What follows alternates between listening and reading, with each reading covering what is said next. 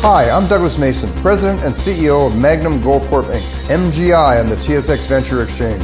A 2015 drill program on the LH property intersected high-grade gold, including 16.9 meters of 13.58 grams and 11 meters of 20.66 grams per ton gold. A follow-up drill program is planned to further evaluate previously identified subsurface high-grade gold mineralization. Please visit our website at magnumgoldcorp.com. You're listening to HowStreet.com radio, available online at TalkDigitalNetwork.com. Welcome to HowStreet.com radio, the online source for market opinions. Here is Jim Goddard. My guest is Stewart Muir, Executive Director of the Resource Works Society. Welcome back to the show, Stewart. Thank you, Jim. The perils of being a small nation in a world of superpowers and bullies. Is Canada really paying the price now after we asked Saudi Arabia to treat humans like humans?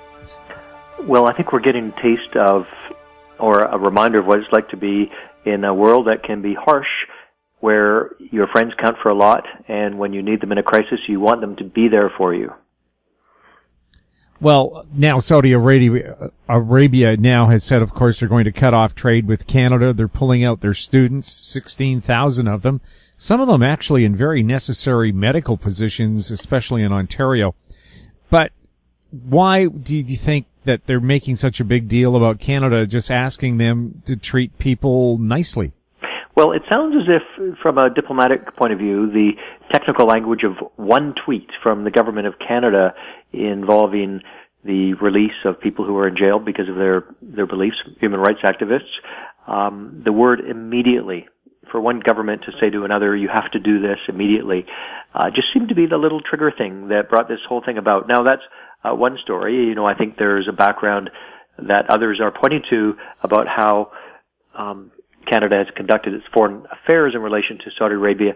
I think we're going to take a little more time to get all those details and properly understand what's going on. But I think that that little bit of language gives at least the pretext to Saudi Arabia to say, okay, we're going to do this. Now, they wouldn't be doing it if there wasn't some bigger agenda, and it could be that the fact we've got a new crown prince there who's trying to establish his position, be noticed. You know, just a few months ago, the Crown Prince was on a tour of the United States. He was wearing jeans, not what you typically see an Arab prince wearing. He was down with the people, visiting all kinds of places across the States. He hired publicists to make sure that everyone understood that Saudi Arabia has changed, turned the corner, become a place that's more in touch with the times. And then they turn around and do this. So it's kind of puzzling. You know, it doesn't sound like a consistent strategy. If Saudi Arabia is trying to project the image of being this modern state where its leader can walk around the U.S. in jeans and look like any person on the street, all of a sudden they're back to this bad old authoritarian state that wants to push around a country like Canada. I mean, God, not everyone likes poutine, but who pushes around Canada in this way? Well, isn't this the same prince that jailed 700 of his country's richest people in a hotel and basically tortured them until they handed over most of their wealth? Yes, he did, and he made his presence felt. It was after that he did his peace and love tour of the U.S., which was, of course, perplexing in the context of what he did to secure power amongst the elites in Saudi Arabia. I mean, it looks like a classic case of the new ruler not being respected enough, wanting to throw his weight around and maybe take out some of his enemies, and apparently he did that very successfully by inviting them to a meeting, and then, of course, making them his political prisoners. So this is a very powerful man, supported by a shadowy and opaque power structure that we can speculate about, but have really little real information about. That's pushing Canada around. You know, here's the elephant in the room on this. To me, okay, Saudi Arabia is saying we're going to pull our students. You're going to lose $500 million there. We're not going to have any more trade with you. We're not going to probably buy any new light armored vehicles from you. Whatever else Canada might sell to them. I mean, it's not a whole lot, like a $4 billion trade. But I'll tell you, the thing we import from Saudi Arabia is oil. It goes to the East Coast, and it's used by a lot of motorists in Quebec, in the maritime provinces, to drive around with. And at this point, I would think the decent thing for the Canadian government to do, or the smart thing to do, would be to say to Saudi Arabia, if you don't want to buy our things, we're going to, hold off on buying your things until we get this sorted out. So we're going to get our oil from, somewhere else. Maybe we get it from Canada, Western Canada. We have the third largest oil and gas reserves on the planet. We are endowed with the know-how and the environmental rules to extract and use this in a responsible manner. Always getting better with the inevitable environmental impacts of doing things like that, but we're still improving all the time. Hey, why not have a made in Canada, for Canada energy policy? Here's an opportunity that the Saudis, through their behavior this week, maybe they're handing that to us.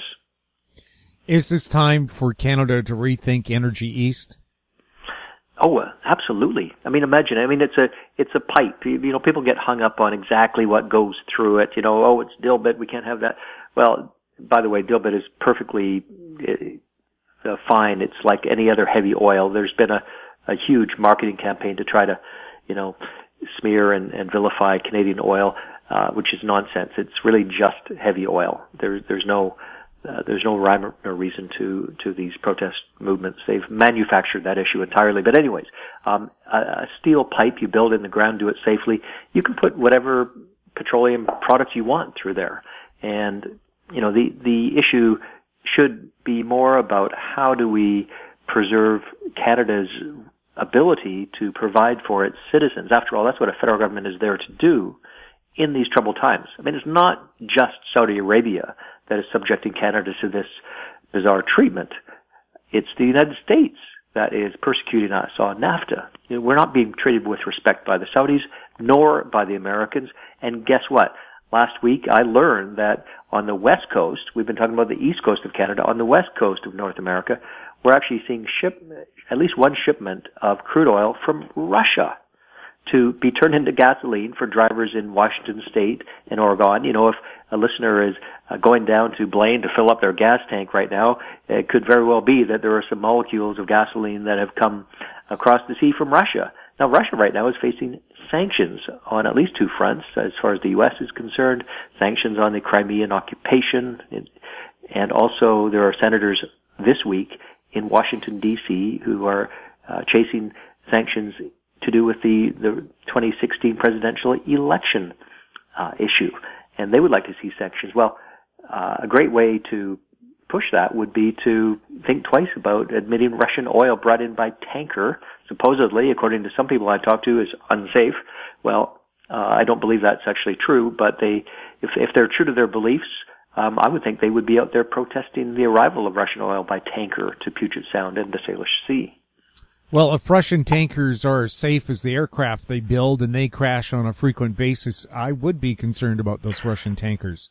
Well, indeed. In point of fact, the particular tanker that I discovered last week, actually a Portuguese tanker, only about 10 years old. So if it's being piloted and captained properly, it, maybe not that bad an issue, but you never know.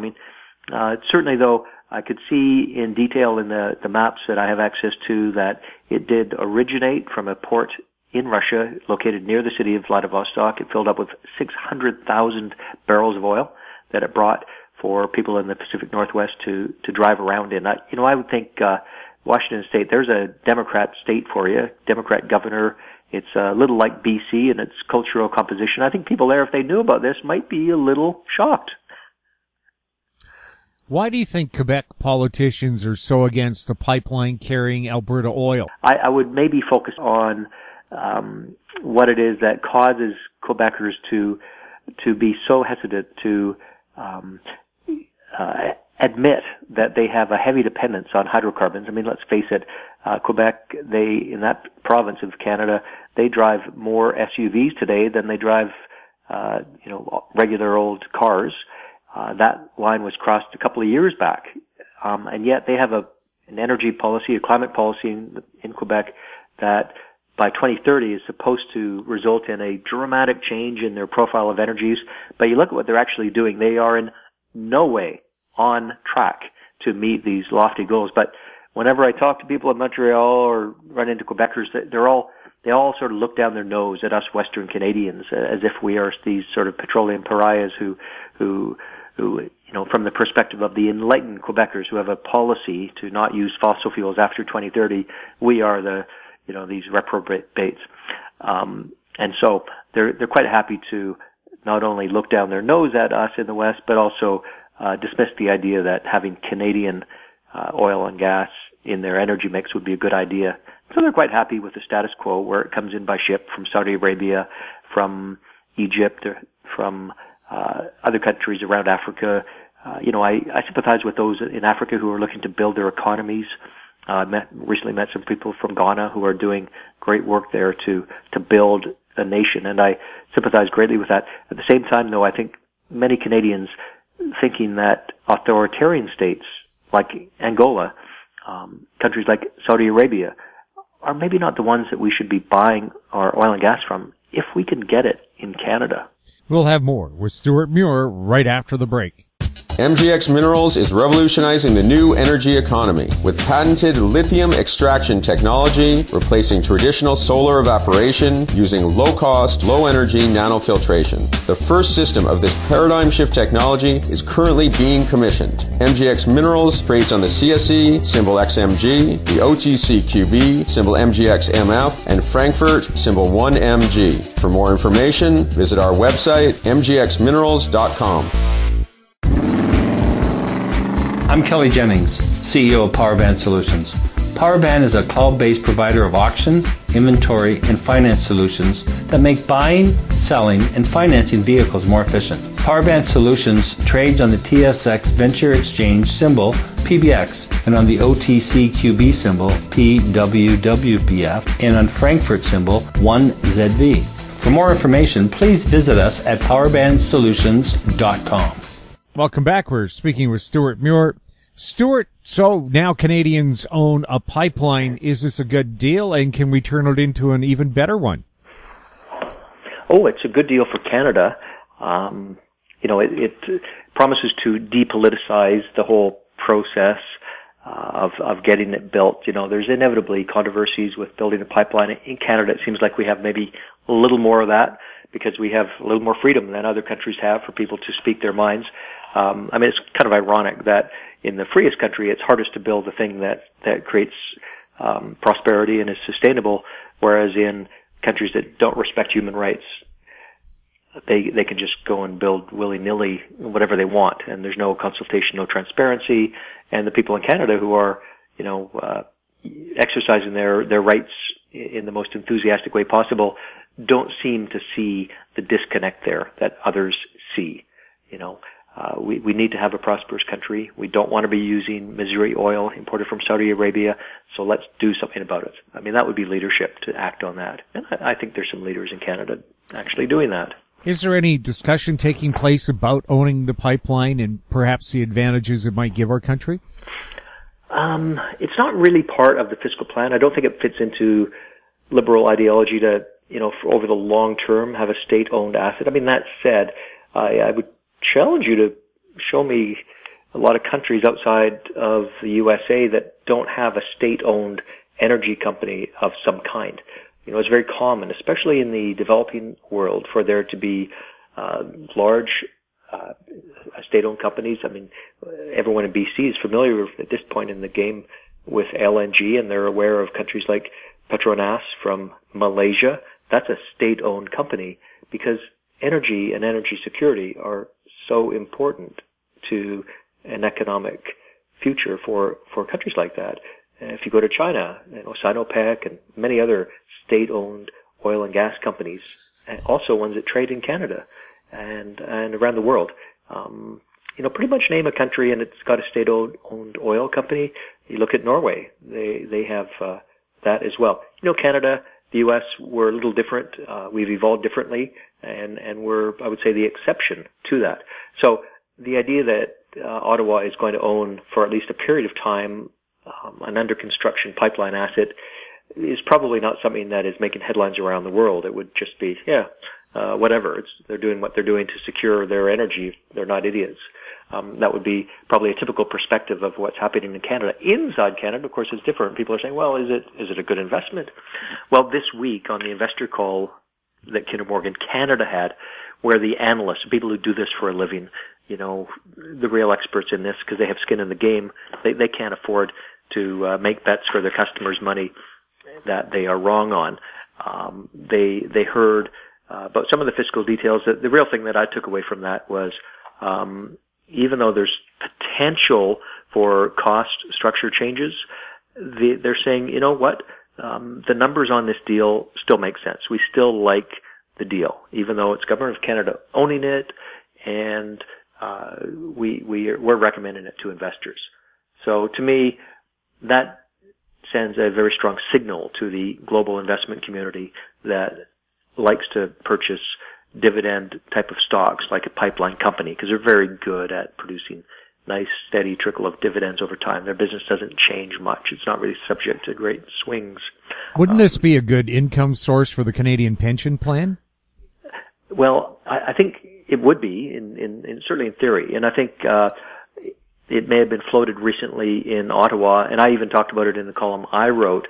And I think the governance issue there, which is that the Canada Pension Plan just at its base it's successful because it's independent. It's not subject to a minister saying, "Hey, how about you buy shares in that Newfoundland cucumber farm?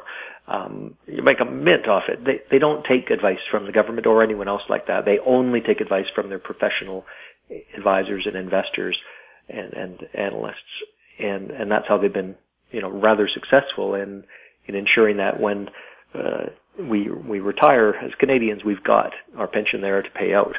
It's not risked. So I think they probably bristled at the idea that the government should ask them to buy this pipeline. So great idea in theory, but a non-starter in terms of how they work.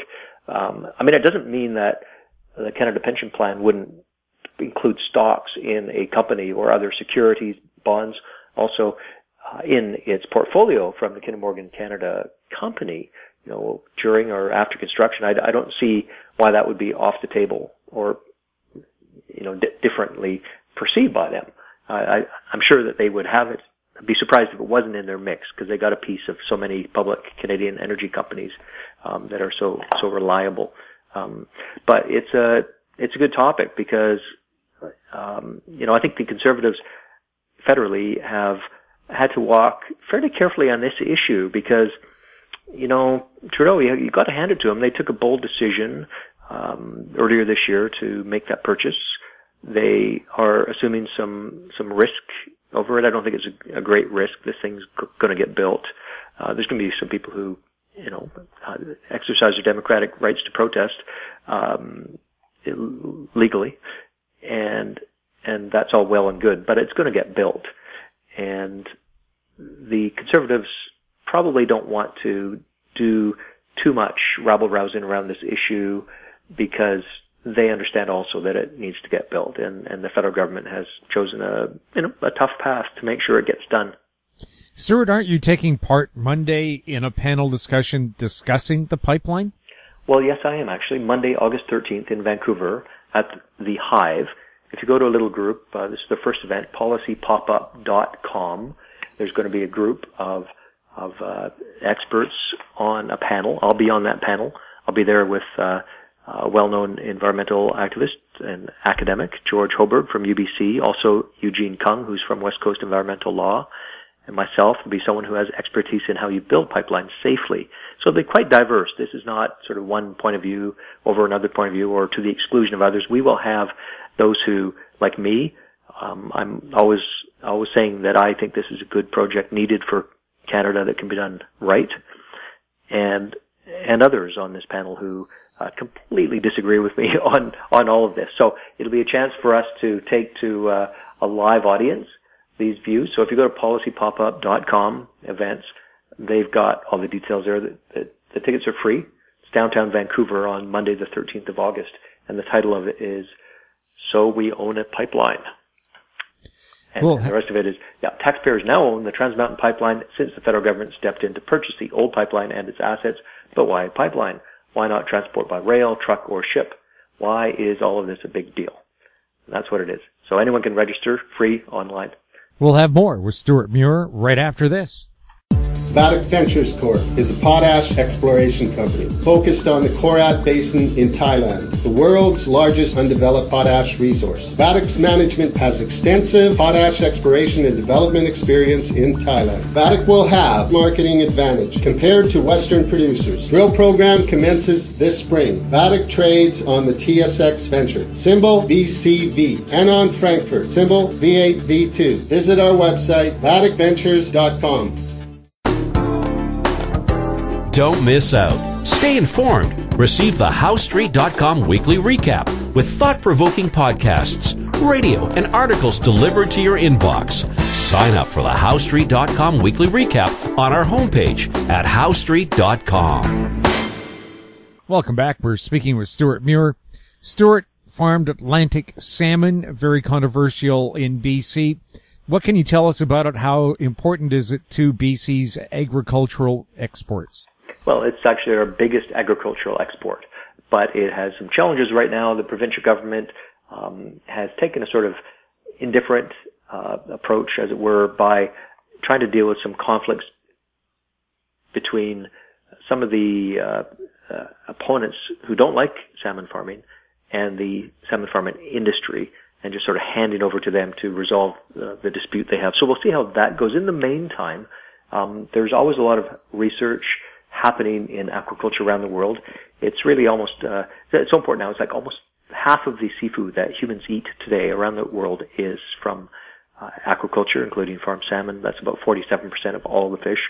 And a lot of people don't think about it when they eat a wild fish or look at the menu and say, oh, wild salmon, I've got to have wild salmon. Well, to get that wild salmon on your plate, someone has to kill it in the wild, and then there's one less wild fish. And meanwhile, you've got other people saying we should have more wild fish.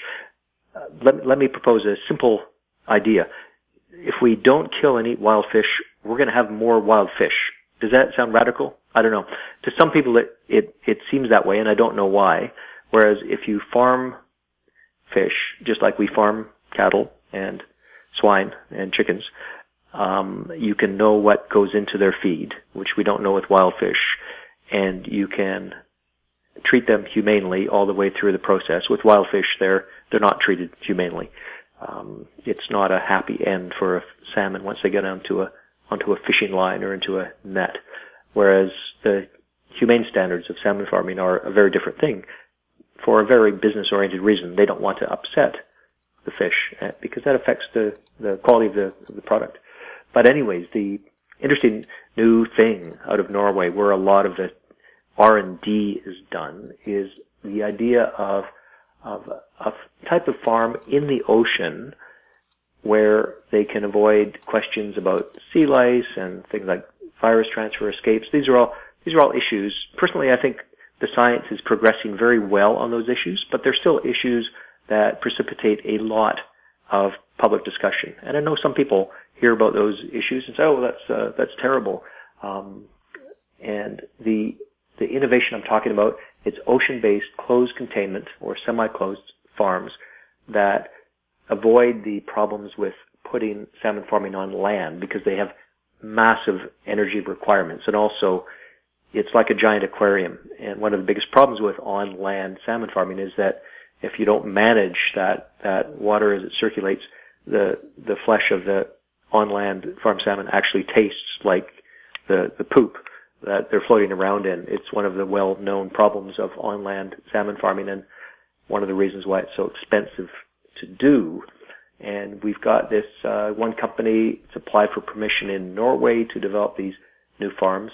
Basically, they are like eggs, in the shape of an egg. Imagine an egg sort of pointed upwards, floating in water, kind of looks like that. So it's contained in that egg shell, as it were, and they can do all the things they need to do. They can have the population of fish at a commercial level. That's another problem with on-land salmon farming, is it's very hard to do at the scale that is currently done safely in the ocean. So if we're talking about the future of BC's biggest agricultural export, there are some who say, let's get rid of it altogether. which would be kind of unfortunate, well, very unfortunate for the communities and people who depend on that industry. I think the reality is that over time, the technology will develop and things will evolve in ways that deal with all of the issues that are out there. Stewart, are there any websites people can go to look at some of the discussion on pipelines or fish farms? Well, I would point them to resourceworks.com, to our news page. Also, we have reports. Recently, I spent a good part of my spring in 2018 working with a crew of writers and editors on the Citizen's Guide to Tanker Safety and Spill Response on British Columbia's south coast. We spent months as a group of journalists and specialists in marine transportation. There were 4 of us co-authors assessing all of the issues that apply to tanker safety and spill response. And I think if I look around, there's no other publication I'm aware of that has got as exhaustive and even-handed a treatment of these issues than what we published. So if you go to resourceworks.com, you look at reports, you'll see the Citizen's Guide to Tanker Safety and Spill Response on BC's south coast. On Monday, the 13th of August, where I'm going to be at the Public Policy Pop-Up, I will have some copies of that book that if you come and find me afterwards, I hopefully will have enough copies to provide those who are looking for one. So do let me know. And where exactly, again, is that meeting on Monday? Yeah, that's taking place at 6:30 p.m., 6:30 to 8 p.m., August 13th, at the Hive at 128 West Hastings Street in Vancouver. It's being put on by a group of people who think that, we just talked with the organizer who originated this, who think that we need to have a forum where diverse viewpoints can be in a open and, I think, debate-oriented atmosphere can be brought forward, because we see such polarizations in this kind of discussion. Well, an informed public can make informed decisions. Yes, indeed. Stewart, thank you so much for being on the show. Thank you, Jim. My guest has been Stewart Muir, Executive Director of the ResourceWorks Society. His website, resourceworks.com. You can contact him on Twitter at sjmuir. You're listening to HowStreet.com radio. Find us on Twitter at HowStreet. Our very popular YouTube channel is Talk Digital Network. Questions for the show or for our guests can be sent to info@howstreet.com. I'm Jim Goddard. Thanks for listening. Comments made on HowStreet.com radio are an expression of opinion only and should not be construed in any matter whatsoever as recommendations to buy or sell any financial instrument at any time. Available online at TalkDigitalNetwork.com. HowStreet.com radio is a production of HowStreet Media Incorporated.